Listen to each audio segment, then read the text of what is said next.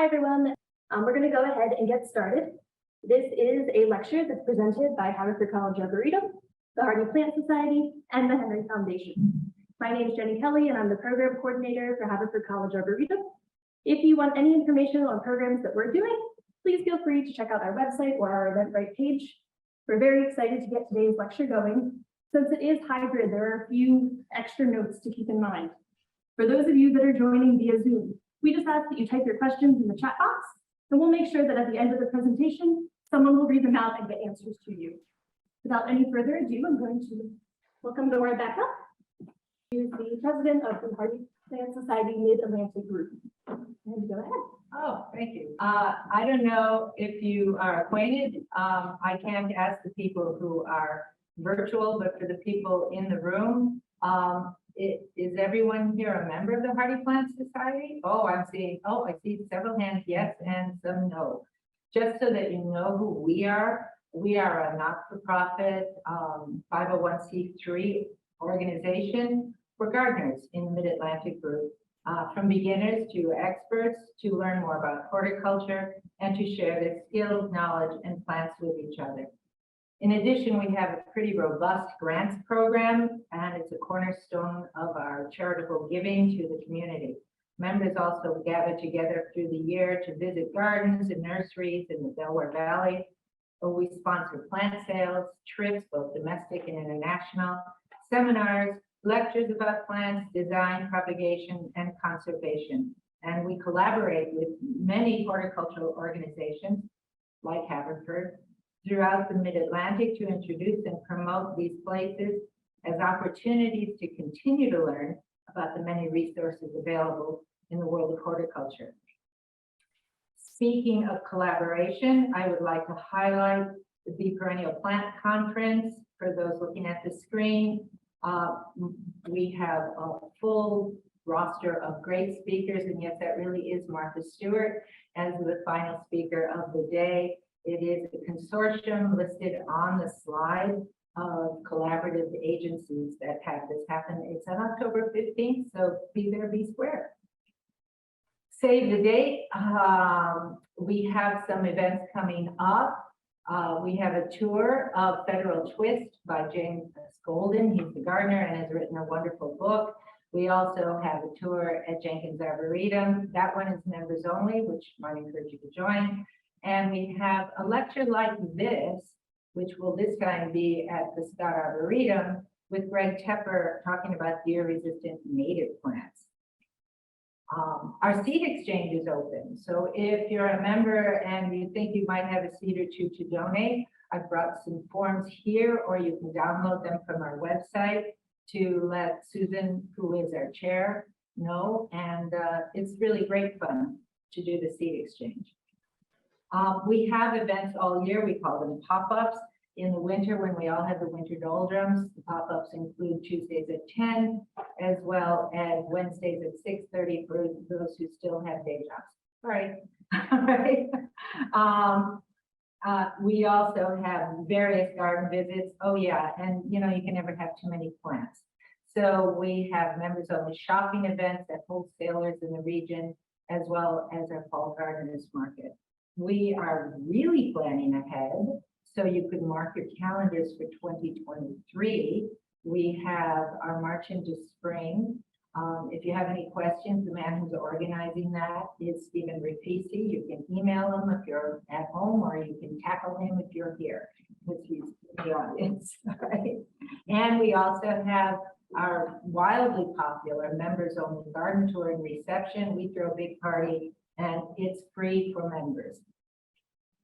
Finally, I would remind you that we are very proud of our grant program. Over the many years that this program has existed, we have, if you'll excuse the pun, supplied seed money to countless organizations, communities, churches, schools, community organizations to restore and or create beautiful gardening space in communities that need a hand up.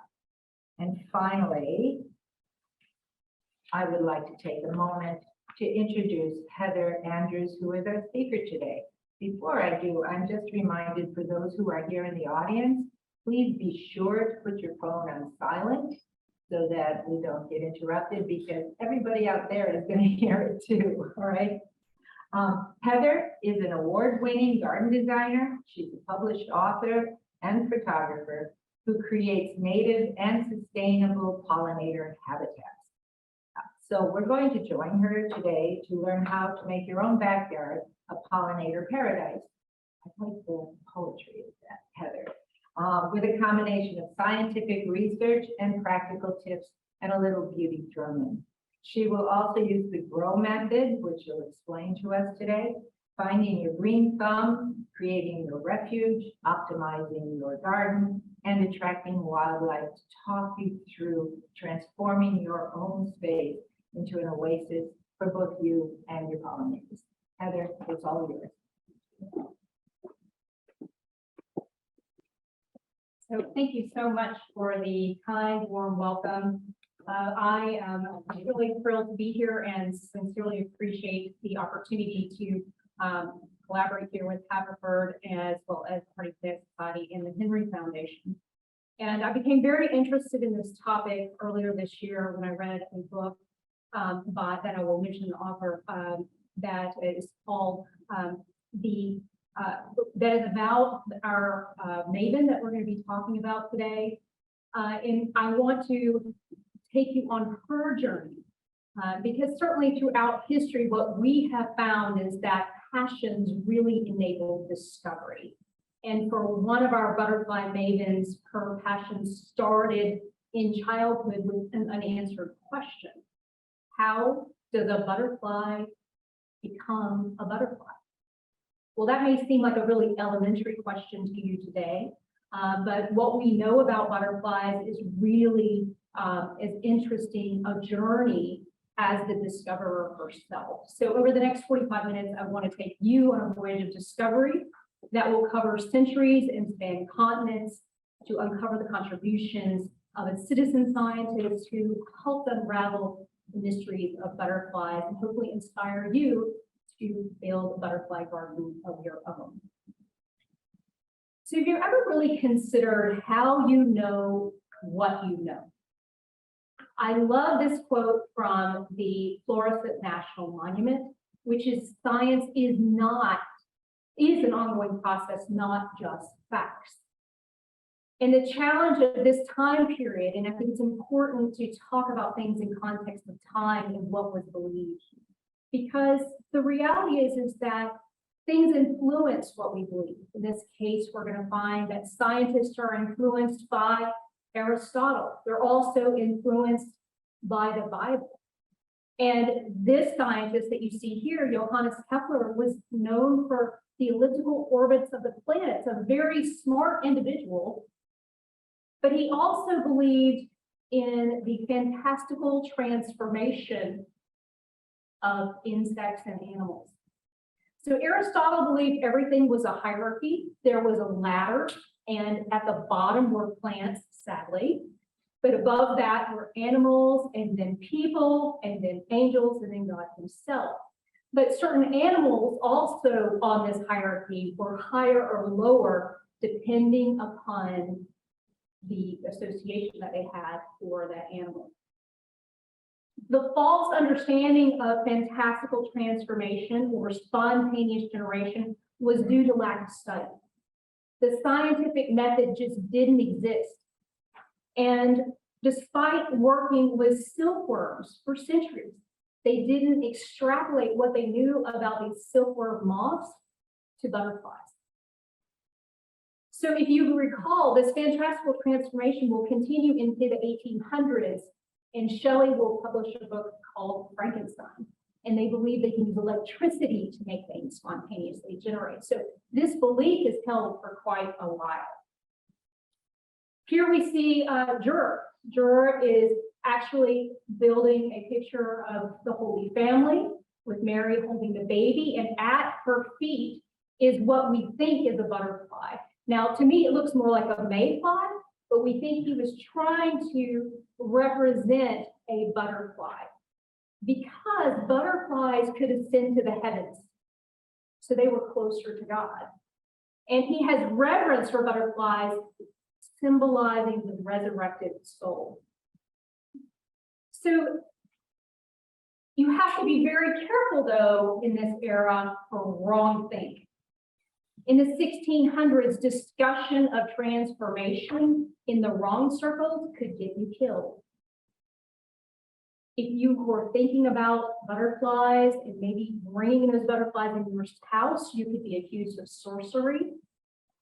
And it's years before, 16 years before our maiden's birth, that Galileo himself would be under house arrest for daring to suggest that the Earth is not the center of the universe.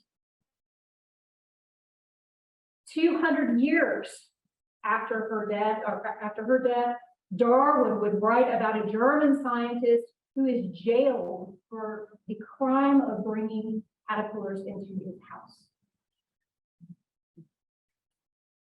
This is me attending the Salem Witch House just last year with my parents, but we were not immune from these beliefs. And you are welcome to go to Salem. I think October is a perfect time to go visit a witch house, but this trial and error of wrong things continued for many, many years. Lacking categorization, insects were typically categorized by what they destroyed. Caterpillars were considered devil worms because of their tendency to eat their way across gardens. Shakespeare, who lived in this time period and who loathed lawyers and politicians, would refer to them as false caterpillars, as they were seen to be eating their way across the Commonwealth, and perhaps some things never change. Should you have any doubt about how he truly felt about the lawyers, he suggests just 3 lines later in this particular play, the first thing we're going to do is we're going to kill all the lawyers. So I'm telling you these things so that you understand the time period that this remarkable young woman lived in. Her family, while they're not aristocrats, are very prosperous because they are well-known engravers and they're well-known publishers. If you were going to get a map of the New World, you would order it from the Merian family. They would take pieces of copper, they would overlay it with ink, and they would create prints. And these houses, these print houses, would be like many universities. You would have experts coming into that place and sharing knowledge and exchange of ideas. While primary education for Maria Merian, his daughter from the second wife, would have been something that she would have done, university would have been out of the question. It was not allowed. So Maria obviously is welcomed and expected to work in this environment because she has small hands and she would have a light touch. Her father would die around her 3rd birthday, and her mother would marry a renowned golden era Dutch tulip painter named Jacob Merrill. And if you were someone who would collect Dutch tulips, you would want today's version of social media to be documenting these beautiful but fleeting flowers. He would also have his young daughter go out into the garden and gather little tiny bugs and butterflies because he wanted it to make it seem as natural as possible. And we believe that he painted this picture of her. She is absolutely a savant in that she is sitting at her stepfather's right hand and he is encouraging her. And this is one thing that I want you to keep in mind about citizen scientists is they always have people who are rooting them on. In this case, her mother is very against the fact that she's being taught to draw and to paint. She is not allowed to be part of a guild because she's a woman. So she's only allowed to paint with watercolor. But he takes her on as an apprentice, and many people come to study with him. And you can see that he has an incredible lifelike style before pictures ever thought to be existent. It's got beautiful butterflies in this picture. On the cabbage rose, you can see a tiny little fly, and at the bottom, another insect, and she's emulating his style. But look how vibrant those colors are. Have you ever painted with watercolor? They're really just leaping off the page. They're incredible. And the detail, even on the base, to have a little tiny butterfly is really quite remarkable. But she is obsessed with the idea of caterpillars, and she's really being encouraged by her friends and family. Her step uncle is a silk trader, so he brings her silkworms, and she is taking detailed notes about what are they eating, how are they changing, how long does it take them to change, do they form a chrysalis or a cocoon? In this case, a moth, it's a cocoon. And she is the first to actually document the entire life cycle of a butterfly. In this case, at 13 years old, she writes in her journal, at the beginning, I observed that far more beautiful butterflies than moths developed from caterpillars other than silkworms. This led me to collect all the caterpillars I could find in order to study their metamorphosis. I therefore withdrew from society, and I have devoted myself to these investigations at the same time. I wish to become proficient in the skill of painting in order to paint and describe them from life. Do you know many 13-year-olds that are this dedicated to what they do? It's pretty remarkable. And her simple observations are really remarkable for the time. It would be 10 more years for anyone else to document this great detail about these insects. Ecology doesn't even exist as a word for another century. Her notes accurately depict the stages of the butterfly development, and she uses common words, cocoon instead of pupa. And she talks about the interactions of the caterpillar and their host plants. So many of us were children, and we would take little caterpillars inside, and you probably noticed sometimes they didn't make it because you didn't have their host plant. Much like those caterpillars I just showed you from my own way station, there is a mutualism. There is a requirement to have host plants for certain types of caterpillars. Monarchs are not an exception. So her parents get a little concerned by her obsession and trying to steer her maybe in a more society accepted activity. They decide it's probably a good idea to marry her off the age of 18, and they marry her to a gentleman who's 12 years her senior and is one of her stepfather's pupils. And the newlyweds move to his hometown of Nuremberg, and while he travels to work with other people to learn how his craft, she's pretty much left on her own as a young mother to continue this obsession. And she is also taking it upon herself to go out into the community, and she develops quite a reputation for teaching others how to paint, how to make paint. She even at this time discovers a way to make color waterproof and sustainable in fabric. So she has absolute sensation. And she does this to supplement her family's income. She works with her husband to publish a book that would be used as a way to draw and learn how to paint. This would also be used for embroidery, which she was also very talented at. But the detail, if you're a gardener, is incredible. And sadly, because these books were so heavily used, very few original copies remain.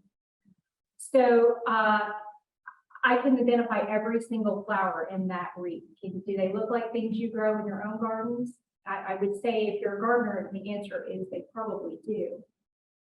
So the new book of flowers is composed of 3 volumes, 12 plates of engravings each, and they are depicting, as well as the flower, the insects that use these flowers.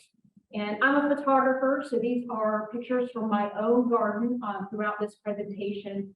But look at that detail and look at the color. It's just leaping off the page. You could almost imagine it in your vase.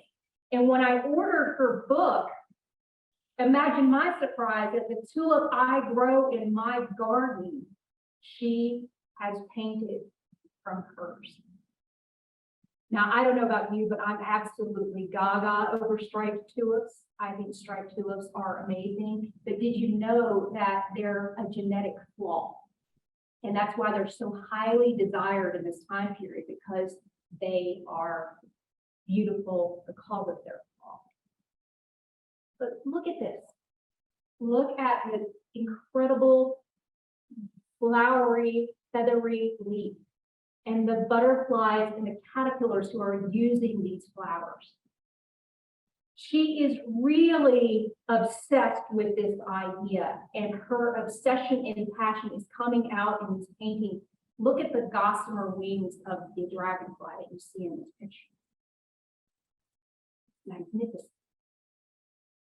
So you can imagine that collectors are thrilled and are inviting her into their gardens to document their flowers, and they're inviting her into their homes, and she's able to use their libraries and study and learn more. But I am loving the fact that the center of this flower is tiny little flowers. It's exactly what sea holly looks like if you've ever seen one in person. She is also, though, continuing her scientific work on the metamorphosis of the moths and butterflies that she's keeping. And here you can see that she has reverted to her family name, Merian. She had said previously that she was the daughter of.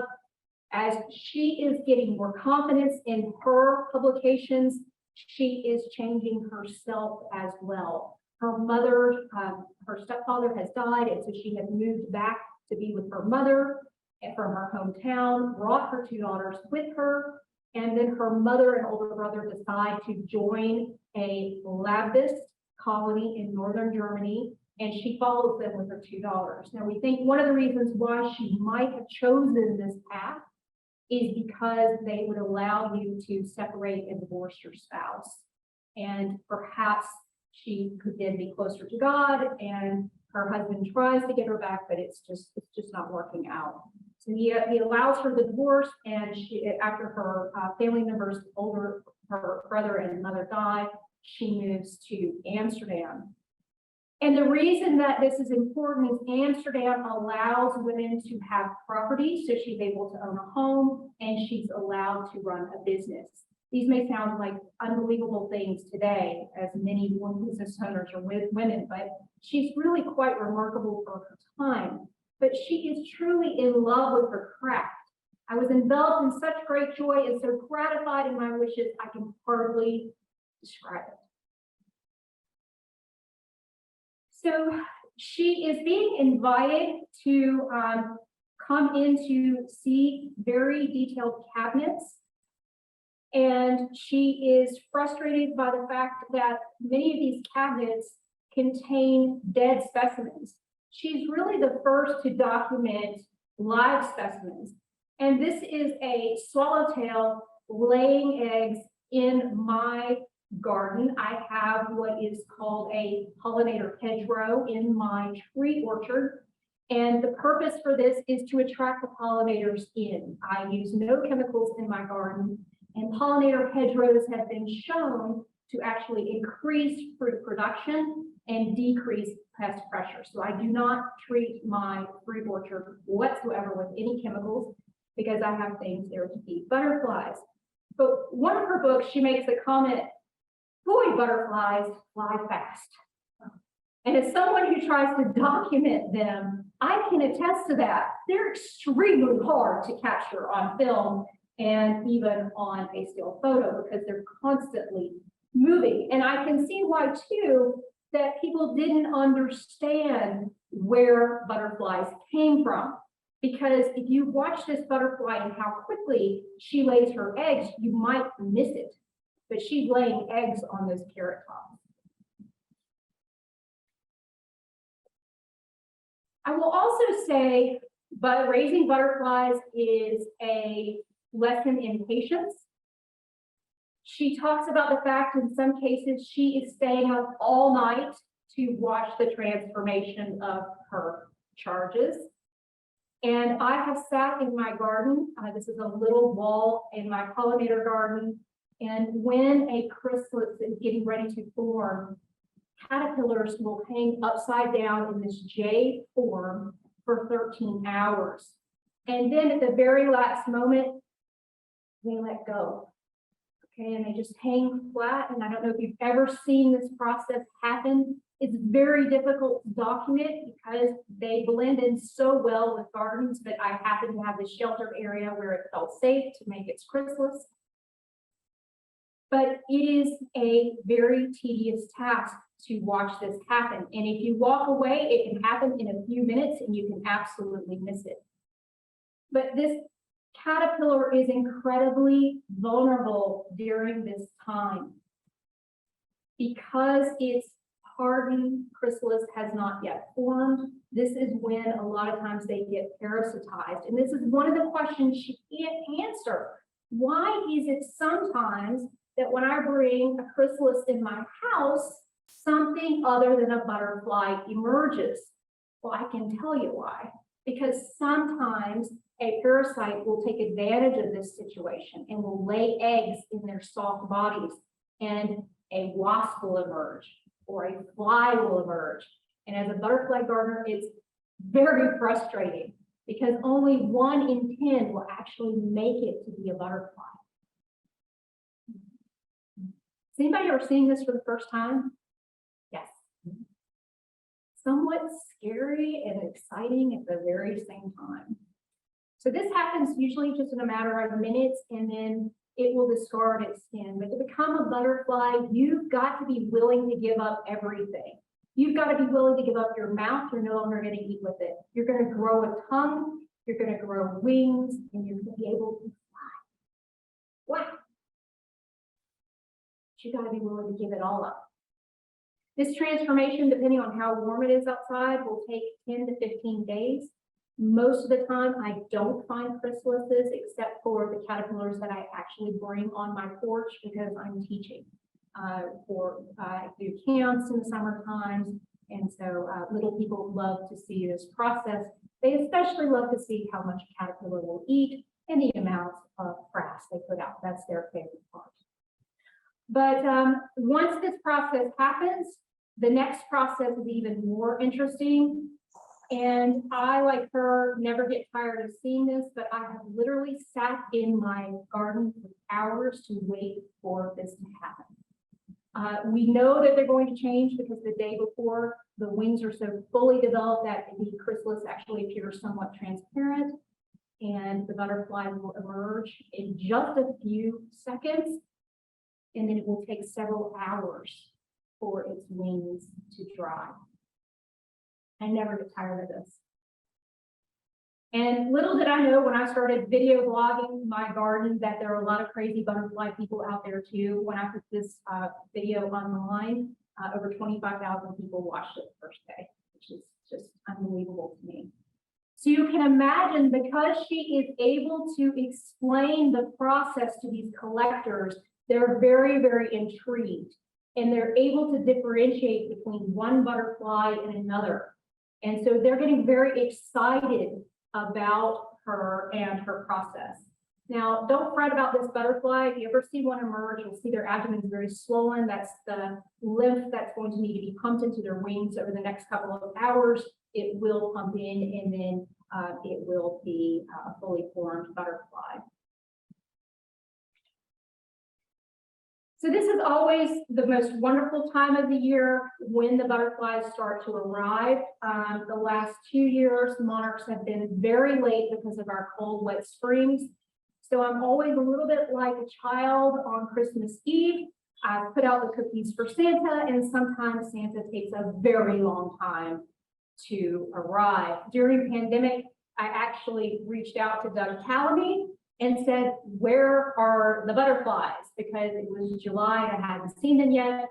and I wrote an essay because I drove down to see my family in North Carolina, and for 10 hours, I saw less than 10 butterflies. So I was very alarmed by that, and he said, I think it's the weather, but I will say the last 2 years have not been great for monarchs. So these cabinets of curiosity really predate a modern museum. And if you are a wealthy collector, this is how you display your wealth of all of these treasures that are coming from all over the world, especially the Indies and Suriname, because these traders are going out and bringing these magnificent creatures back. And she is having access to them because she's being asked to document these particular cases. And she's frustrated by the fact that that beautiful blue morpho butterfly, what does the chrysalis look like? What is that creature eating? And so she does something completely unconventional at the time. She sells 250 paintings. She packs up her 21-year-old daughter, having married off her older daughter, and she goes to Suriname by herself without protection. Incredible, right? That someone would be that gutsy. She's 52 years old, not a young lady in that era. Her father would die in his 50s. And these are the types of things she is seeing there. She is seeing coffee plants. Anybody a coffee aficionado? Love to drink coffee? So she's amazed at what she's seeing. She's also disheartened at what she's seeing. Suriname is a Dutch sugar colony. They're growing a monoculture. So she's visiting all these different plantations of sugar. So she's not able to collect the butterflies and chrysalises and caterpillars out of her yard or her patron's yard like she was used to in Amsterdam. But she is experiencing things that are fantastic. She has access to bananas and pomegranates and pineapples, and she's making friends with the local Indians, and they're bringing her specimens. They're teaching her about the medicinal value of these plants, and she is becoming friends with them as they teach her what these plants are capable of. She's also somewhat frustrated. This is no Eden. Instead of walking out to your backyard and watching the butterflies, she's having to have them go ahead of her and cut down through the rainforest so that she can climb ladders in her petticoats. It's hot, it's buggy, it's not a great place to visit. In the canoes, there are things like anacondas and caimans. It's a dangerous place for a woman to be. And she is there, and these Dutch growers of sugar don't really understand her whatsoever. The houses resemble Amsterdam, but there's little else that looks like home. She is paying these indigenous people to bring her insects, and she is asking them to cut down trees because the butterflies are at the canopy. This is really a labor of love, and I should say it is the first scientific expedition ever privately financed, and the only one done by a woman at this time. Most of the campaigns are being paid by either governments or patrons, and therefore war or for economic purposes. This is truly the first scientific discovery trip.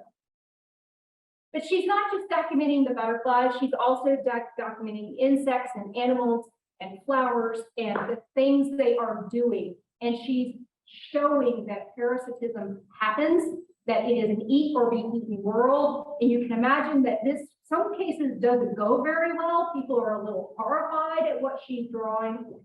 Here you can see a baby frog being consumed by a giant water bug. But what's interesting is, according to entomologists today, she's so detailed that even the bites of the leaves are accurate. That's some power of observation. And if you're ever in Hershey, Pennsylvania, which is about 20 minutes from my front door, they have a beautiful butterfly house, and I was able to capture this butterfly and imagine my surprise that she had painted it years before. Some of these pictures are not without controversy. She is documenting things that people have never seen before. In this case, a tarantula that is eating a hummingbird, and they say she's got to be making this up. It's not possible that these things can happen. And so I want to say that sometimes the science is definitely not settled. Just because you haven't seen it doesn't mean it doesn't exist. And she also is getting controversy for this guy. This is a sphinx moth. And I don't know if you've ever seen this, but we have these in our Pennsylvania gardens. This is what's also called a hummingbird moth. I like to refer to it as a flying shrimp because that's what it looks like to me. But keep in mind that none of these things have names. There is no classification system. So she is making up some of the names of what she is seeing. But the controversy of this picture is that the tongue is forked, and they just think she is somewhat not telling the truth. She would be vindicated years later because she absolutely was 100% telling the truth. She and I have a love affair for the blue morpho. I can't describe, if you've never seen one, how beautiful, and I, like her, have chased them in rainforests because those flashes of blue are so magnificent. They are just something you want to pursue. And she talks about how hard they are to catch. And I have seen that myself trying to catch it on film in a rainforest. But I want you to look at that wing. It's almost translucent and reflective at the same time. And we know that she had the ability to see these things with a glass. So she's looking under a magnifying glass and she's talking about how these scales look like roof tiles. So I think, it's really interesting that she dedicates this book to all people, not just scientists, but anyone who loves and is observers of nature, and for those who are amateurs and who are interested in insects and plants. Linnaeus would be the father of modern taxonomy, and he would rely heavily on her work. She categorized in her lifetime over 135 plants and animals, and he cites her 35 times. So he really respects what she's done, and he never takes a scientific journey himself. So she is remembered today, but there is a time period in the Victorian era where she's absolutely discounted because she doesn't have a formal education. She never went to university. So the Victorians say, yeah, not her. We're not going to pay attention to what she did, but people admire her art and realize, and there's this renaissance of respect for her. And so in her life today, she has at least 9 butterflies, 2 bugs, a snail, a bird-eating spider, a genus of praying mantises, exotic flowers, and 1 lizard have been named in her honor, including this incredibly beautiful plant, the Merian nobilis. I think that one is nailed on the name. She is noble and to be revered as one of the greatest artists, naturalists of her time.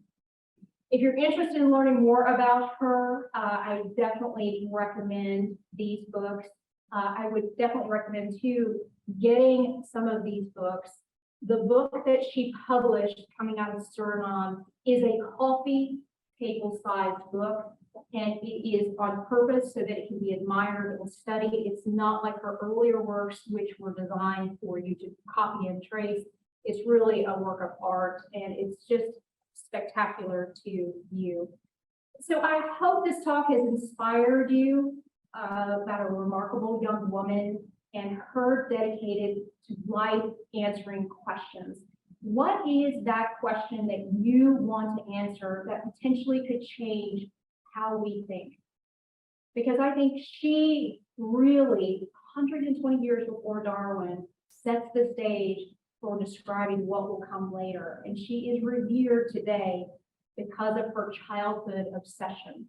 What were you obsessed with in childhood? And so that you too maybe can become a citizen scientist and help unravel unsolved mysteries.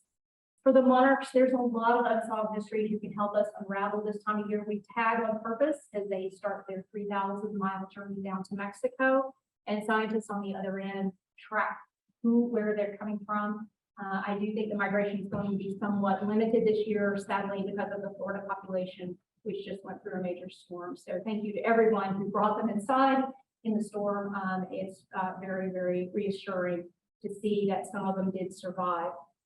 I also too will say that I love to teach about butterfly gardening, and I love to teach about sustainable gardens. And what I try to do is take my work as a scientist. I do clinical research by day, and I take complex ideas and make it usable for your backyard. So if you're interested in learning more about butterfly gardening and how you can attract these jewels to your backyard, I do have a course with gardening know-how.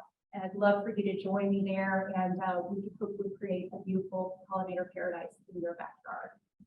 I also put up helpful scientific videos every week on things that are going on in the garden. I am a native plant gardener, and I love to teach others about why they're important and how they can help provide sustainable habitats for our wildlife. And I'd be delighted to take questions from the audience online or here. Thank you so much. How did you learn about her? So I read a book by Miss Williams, and I have that book here.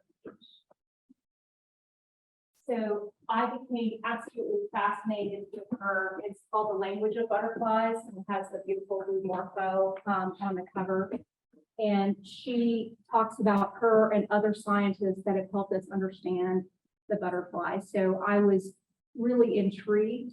And then I started buying her books, and now I can say I'm a proud owner of a couple of her drawings now. So it's become just an absolute obsession because I grow these flowers. I obviously grow plants for pollinators. So I just felt this kinship with her, and that she was ahead of her time, and that she was willing to do things that other people weren't, even potentially at her own peril. I thought that was pretty inspiring.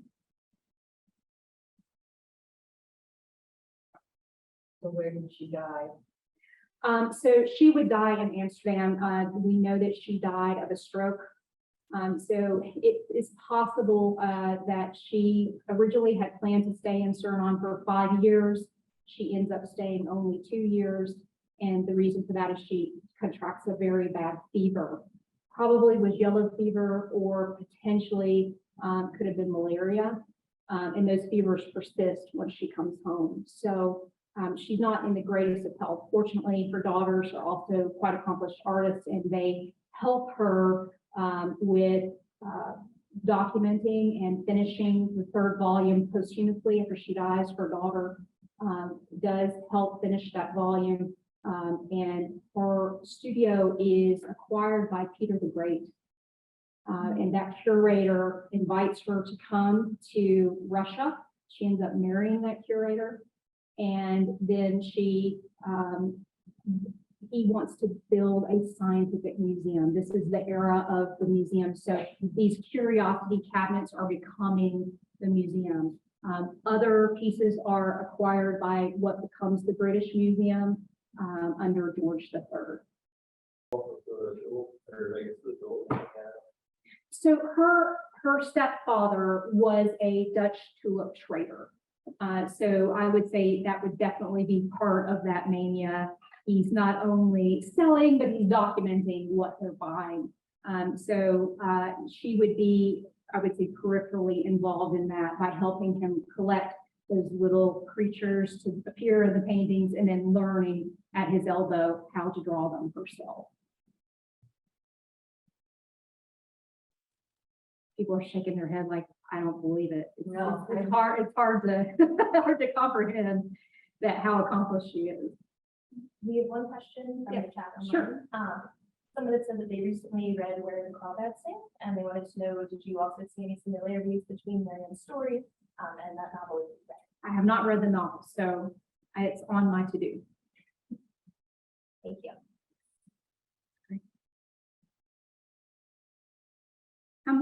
Yeah, I'm thinking about, this is an era where botanical drawings are very popular. And it seems to me that perhaps she used that as a vehicle to promote the insect studies she was far more interested in. Yeah, I think that's a very valid and probably reasonable thing to assume, that she is using that as the gateway to make it acceptable. But certainly too, keep in mind that it is still at a huge risk. In Darwin's era, he catalogs with other scientists who actually goes to jail for doing what she's doing 120 years later. So why she could get away with it, they say she kept a lovely house, so I assume she was a lovely person, and maybe, you know, she would have been dealing with a level of society where maybe she would be accepted for some of these eccentric things that she did. Maybe they would allow her, because she had these other feminine arts that she was so skilled at, that they would overlook maybe that she did this strange thing to bring these things in her house. Do you know where any of her paintings are? Yes, a lot of the paintings are in Europe in museums. So the Rijksmuseum has some, obviously Russia has the bulk of the collection. The books themselves, sadly, have been broken up. And so that's how I'm acquiring some things, is that the pages in the books have been removed and sold as paintings in and of themselves. And I know that there are complete sets of books at some of our universities here. And when I reached out to the author of this book, she had actually traveled to Europe and with a curator and was able to turn the page of the book, which would be pretty amazing. But what I will say of the ones I have collected is the colors are incredibly vibrant, even though we're a significant time after her death now, hundreds of years later. It's amazing how vibrant the colors are. They really just kind of leap off the page and have almost a 3D look to them. Incredible. Yes. So do you think the books are, not etchings might not be the right word, but they're hand colored? Yes. Hand watercolored plates. They were printed and then they're hand watercolored, and that might be why the colors are actually. They are hand painted. That's a very good observation. So she would obviously print her books in black and white. And then for her patrons, when she returns home, she's obviously spent a lot of money in Suriname. She reaches out and says, I have this book. We're going to publish 60 plates, and I will make a hand colored copy for you. And it's, again, a coffee type Santa book, because some of my, the ones I've acquired are quite small, and they're from the smaller books that she published much earlier, but she is hand coloring. And there's some debate about whether her daughters would have helped hand color some of those as well, and likely they did. So they're not signed, and then they get sold later on to be reprinted. So you'll see that as people bought the rights to print, you'll see their markings on the paintings too. So they're technically prints that have been colored. And yes, hand colored with watercolors, right? Right. So they are a painting in a, of a print, essentially. Not a question, but a comment from online. Somebody commented that the connection of artist and citizen science reminds them of the work of John James Audubon as well. Yes, and that's a very good observation. He would take a lot of inspiration from her, and his pictorial style is inspired by her work. Are there any other questions in the room at this time? Yes. I guess it's a little tourism below those caterpillars for pets, like not just like agriculture, not for different like agriculture, but it does agriculture, like were they able to do anything from that to, I guess, to have like higher crop yield? It's a great question that I don't know was documented. So we don't know. She obviously is being very meticulous about making people aware that there are specific host plants. So she talks about her trials and failures of actually growing plants, and then the caterpillars don't survive. In Suriname, she talks about the challenges of a tropical environment and collecting specimens that then other things come in to eat. It's that the eat or be eaten world.